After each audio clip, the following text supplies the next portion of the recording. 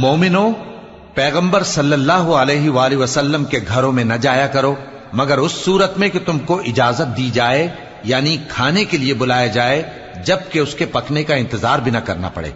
लेकिन जब तुम्हारी दावत की जाए तो जाओ, और जब खाना खा चुको तो चल दो, और बातों में जी लगाकर न बैठ रहो। ये बात पैगंबर सल्लल्लाहु अलैहि वसल्लम को ईजा देती थी, और वो तुमसे हया करते थे और कहते नहीं थे।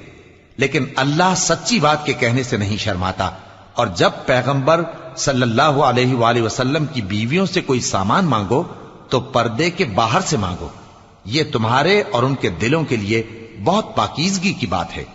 और तुमको ये शाया नहीं कि रसूलुल्लाह सल्लल्लाहु अलैहि वसल्लम को तकलीफ दो, और न ये कि उनकी बीवियों से कभी उनके बाद निकाह करो। बेशक ये अल्लाह के नजदीक बड़ा गुनाह का काम है। अगर तुम किसी